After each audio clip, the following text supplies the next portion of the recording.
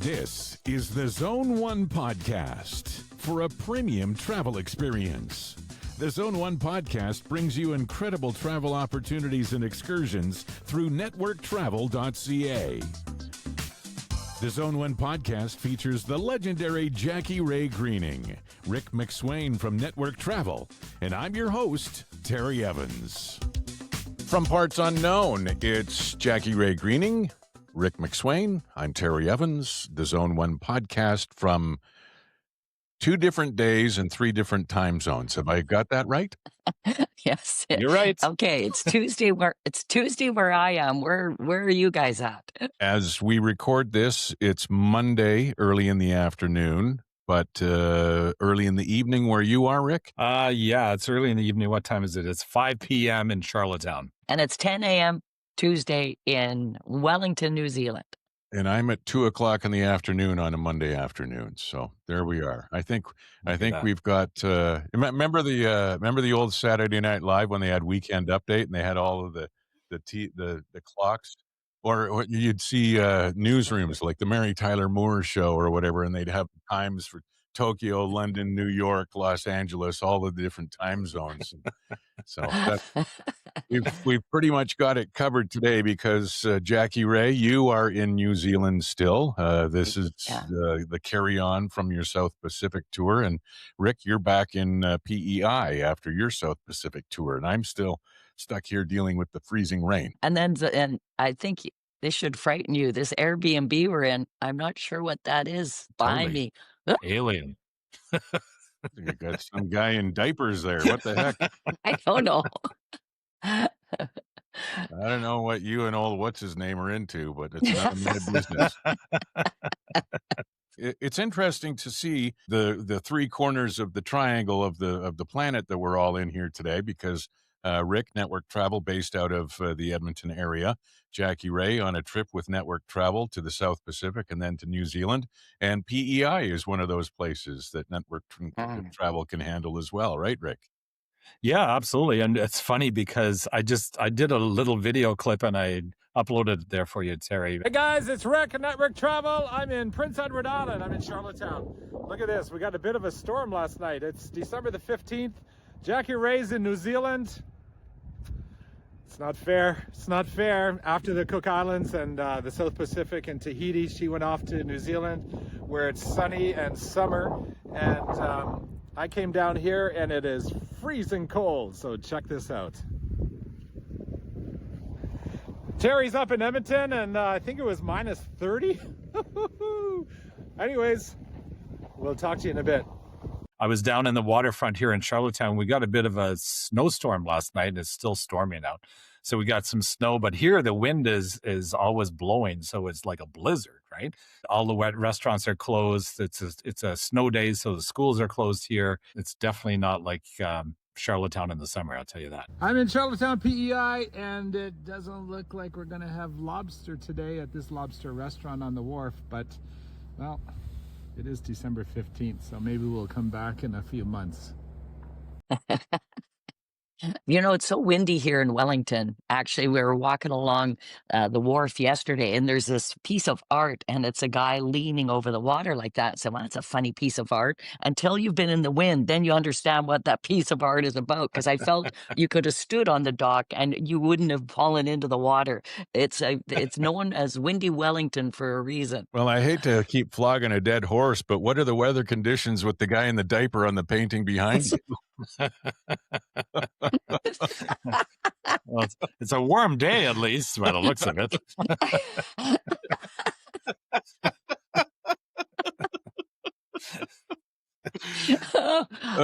Rick, if all the restaurants are closing PEI, what the heck? How are you going to get your French fries? Well, I know. Luckily, my sister and my mom, they have this big bag of potatoes, so we're going to do some home fries. I'm super excited. Oh, dear, he's addicted. You can take the boy out of PEI, but you can't take the PEI out of the boy, I suppose. Exactly. Yeah, absolutely. Do you know, because are the McCain, I was going to ask you, is McCain because they're big in New Zealand. I see their logos everywhere. Are they based out of PEI? Or Yeah, they're here. Yeah, in yeah, Cavendish, actually part of. yeah. Yeah, they're based out of here. So there's well, the French fries, potatoes of all sorts, hash browns, all that stuff. Yeah, it's pretty big. It's a big part of the economy here is the French fries. Tell you, gotta love it. You're keeping them in the black. So Uh, Jackie Ray, I had a group in the well, we went into Sydney, down to Melbourne, and then over Tasmania, and then we did the South Island of New Zealand, and then up to the North Island in last March. So when you were in the South Mm. Island, it was beautiful. I remember windy Wellington because it was blowing like a mother when we were there too.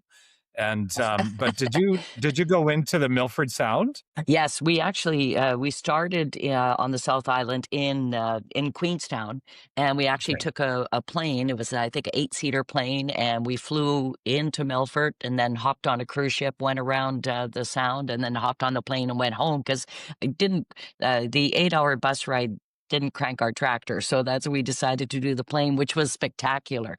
All the mountains we flew over to get to Milford Sound, and then it's a fascinating place.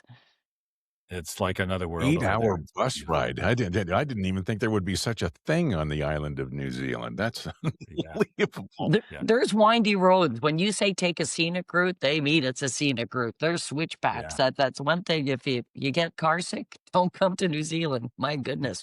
Ooh, she's windy. So tell us a little bit about New Zealand, Jackie Ray. There's a Oh, South Island and a North Island. Like I've never been. My wife was there when she was in high school as part of a high school dance thing, but I've very never cool. been, and I'm very unfamiliar with anything in New Zealand. Well, for New Zealand, when starting on the South Island, as we said, start at Queenstown, think of it like Kelowna. And actually, they have, Harvey Avenue as you're trying to get across the bridge. They've got that one lane. It's become a real destination spot, a real holiday spot in New Zealand. So it's quite busy, but it's beautiful. And the food and the wine, excellent. It's funny, we were there 25 years ago. It's definitely grown a lot, but Queenstown is a great base to start out, and especially a good spot if you want to go to Milford Sound and some other communities. One thing about New Zealand, if you're into fitness, like there's a lot of great trails for biking, a lot of great trails if you want to walk. So it's a very awesome country in that light. So we started at Queenstown, then went to Dunedin, which is a harbor city on the east coast and that's a blue collar kind of more town, but we went on the world's steepest hill. Do you know what the world's steepest hill is? 19 meters up. Everything is uphill like that. Wow. Everywhere in Dunedin, you go up, you got to come down. Then we went to see the blue penguins in Oamaru, and it was kind of neat. You actually sit there and you watch all the penguins come in. They feed all day, and all these little penguins come back to their nests at night. So that was cool to see. We then went to Christchurch. And if you remember, Christchurch had the earthquakes in 2010, 2011, totally decimated it. But they really rethought, okay, how do we want to rebuild our downtown? We've got a shot at this. And they've rebuilt a really great downtown core. And again, access to some great walking or biking trails. After Christchurch, went to the Marlborough region. The wine region. So good. Stayed in the Blenheim area. You're 2-3 minutes from any awesome winery. The food is so good. We went to a place, had an appointment called the Mahi Winery, and Brian, the owner, he basically spent 2 hours with us, and we just shot the breeze, talking wine, went into his caves, talked about the Marlborough region and how New Zealand kind of just stumbled on that the Sauvignon Blanc grape. That it just something that happened, and now they supply 17% of the world's Sauvignon Blanc, and it's just beautiful Really? area. Again, the food outstanding.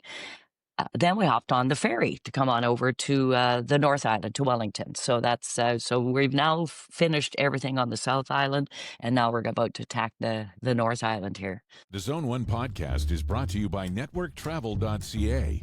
Go to the website today to find out more about the trip on the private yacht in Croatia, the San Diego baseball getaway in 2026, the East Africa safari coming up in March of 2026, and the Japan in Bloom cruise in 2027. All this and more at networktravel.ca. I couldn't help but notice you spent very little time about that whole fitness thing and then a little bit more time on the wine business. Considering the company here, probably this is smart. You're not wrong. Oh man, we've hit some good ones. Oh, and both of them were owners. There was another one we went to, Tohara Wines, TWR Wines, in the Marlborough region, and Anna, she again was the owner, and she spent time with the tasting, and they really take pride in their wine, and you could tell the passion that comes from it. Yes, well, I almost killed a couple of them, almost killed the husband on the bike trip, so we haven't been doing too much biking since. I keep asking.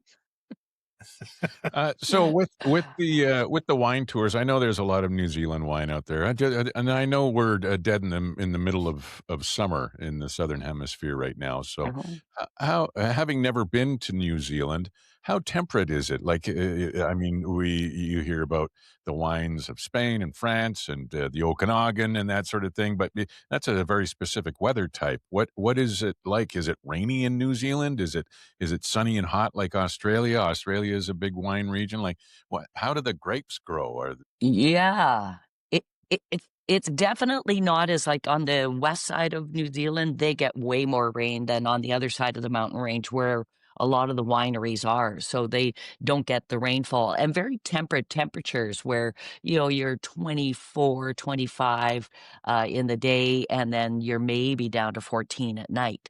So it's cooler at night, and but not super hot in the daytime. It's just a real nice temperate degrees for New Zealand, at least this part, the southern island. I'll be intrigued once we start to head up towards Napier and everything, and Tauranga and Rotorua. That might be a little on the warmer side. I'm not sure. Are you with a group of people still, or are you pretty much the two of you on your own, or like? Yes, two of us and a couple of our friends as well. Yeah, so there's just the four of us. So we're all lovers of wine and fun. It's been really good. And unique art. Just ask that dude. Rick, you were talking about being in that region, New Zealand, Australia, and you mentioned Tasmania. The other podcast I do, the Reluctantly podcast, this week's episode features Jake Latimer, who now lives in St. Albert. He's the only Albertan that has ever been on Survivor. He was on Survivor episode or season 49. He's the guy that got bit by the snake. And it was a dry bite and he got sent home early. I did a podcast with him. It's out now. And he basically he's got relatives in Australia, and he spent a lot of time in Tasmania, and he said it's a remarkable place. So tell us a little bit about Tasmania. Well, we went in and we were only there for one day because we were on the ship, but we went in and we explored the island. So they took us around, and of course we had to go to this one area where we would see the Tasmanian devil, the animal. And honestly, I didn't know what to expect because I had Googled it to see what a Tasmanian devil would look like. And for some reason, I had in my head that it was going to look like one of those crazy ass lizards, those big lizards with the long tail, like I forget what they're called, like a dragon, whatever. Gila monster. Yeah. Or the Komodo dragon or whatever. Yeah, Komodo dragon, sure. Yeah, yeah. And so we get there and we're looking over this fence, and I'm expecting some sort of Tasmanian devil, and it's like a rodent. It's not very big. It's only this little thing, and they're very submissive, and they're hard to find and hard to see. But they had these little Tasmanian devils kind of thing in this open kind of cage, kind of zoo kind of thing. So that's and the landscape is beautiful there. It's a very relatively small little island. So it's just one of those places that I was happy to go, but I'm not sure it would be a vacation spot for me to go back to, honestly, in comparison to the South Island of New Zealand or the North Island. Bugs Bunny. Wasn't Tasmanian Devil on Bugs Bunny? Yes, but Yeah, that's it right. is Yeah.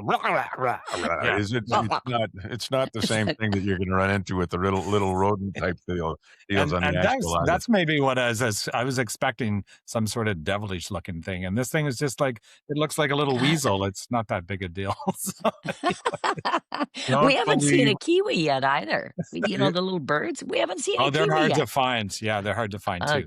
Yeah, oh kiwis are dear. tough. Yeah, Just yeah, look for the little brown fuzzy fruit. Well, when I was talking with Jake from Survivor, he was saying that Tasmania is very similar. Obviously, it's not exactly the same as far as weather and all of the things that go along with it, but it's kind of the same idea as Prince Edward Island is to the Maritimes as what the Maritimes. Tasmania is to Australia. So, a small island where it's very beautiful and some things to do. So, I thought it was kind of Yeah. interesting.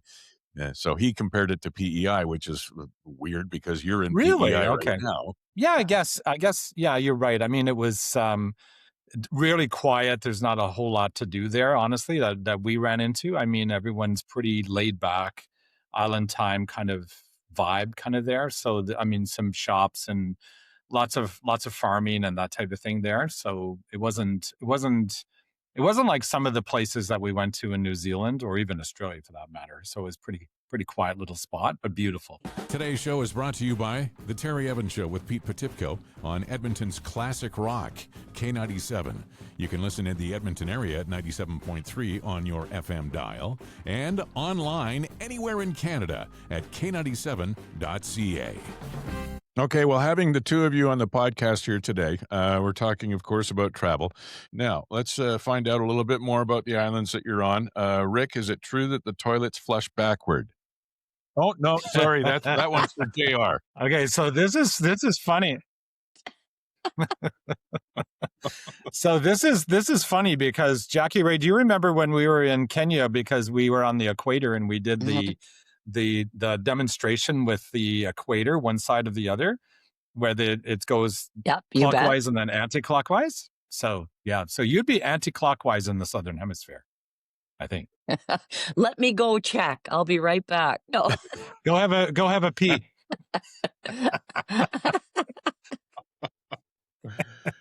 Oh, man.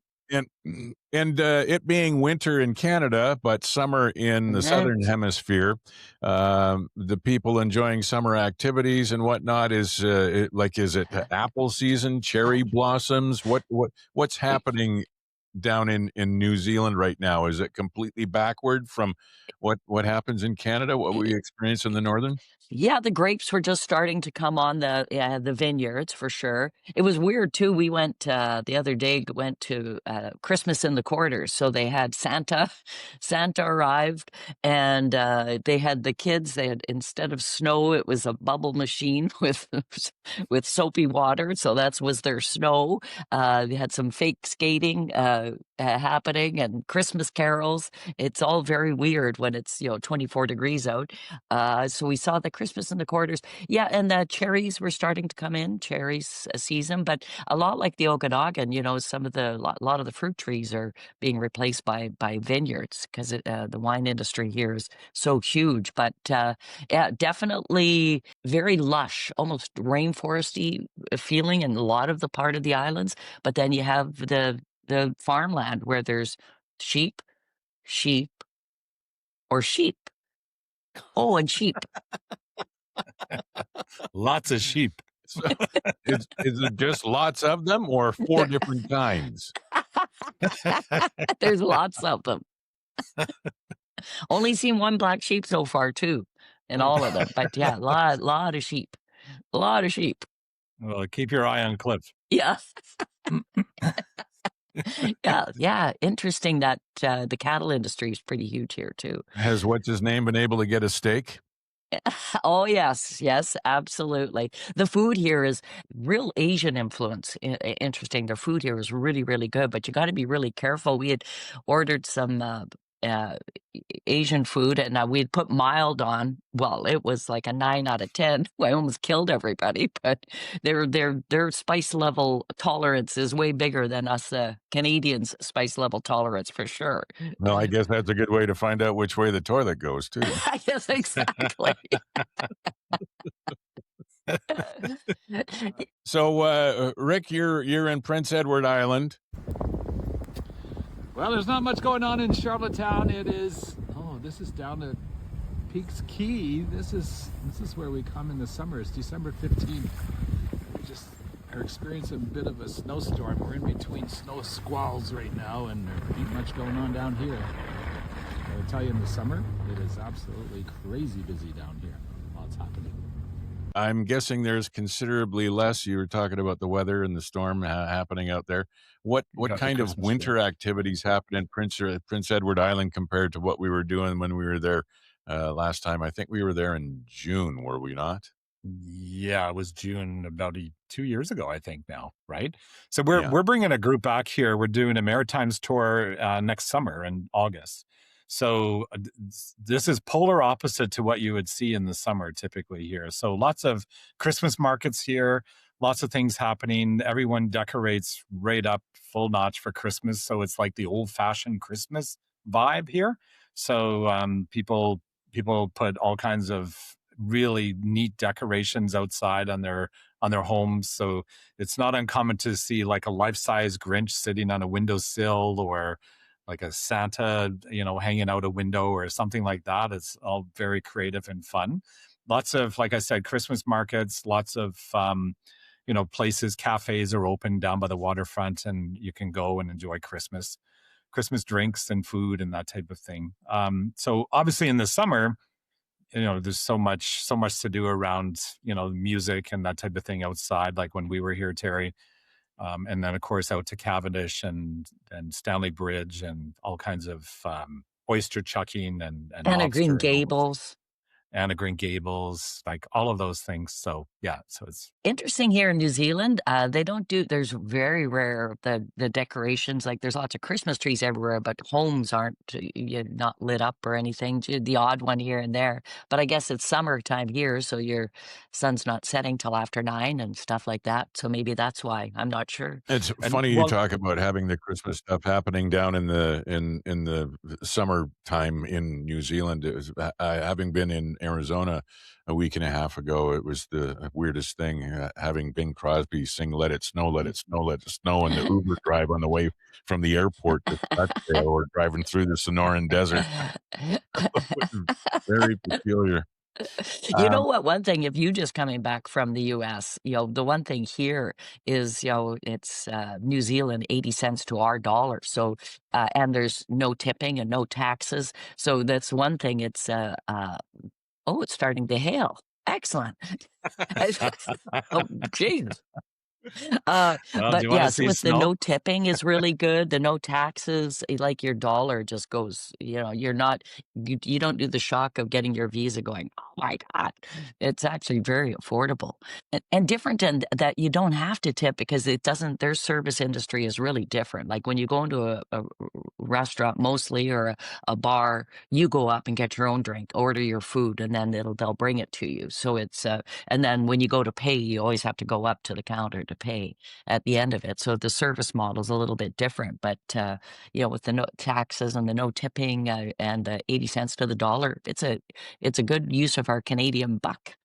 Does it seem like the service industry is earning a living wage there, or do you know that for a fact, or what? I do not know that for a fact. I don't know. Yeah. It's definitely a different service model. Like you don't have one where you're just blown away by the service. That doesn't seem to happen here, but maybe that's why. I don't know. Well, there's not too many places that you can go on the planet where you can get, it seems like you can get more bang for your Canadian dollar than you would in another country.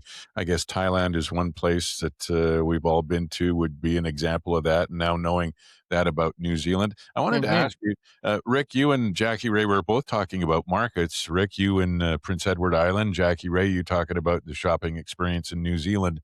Well, I'll ask both of you, Rick first, but hey, keep this in mind, Jackie Rae.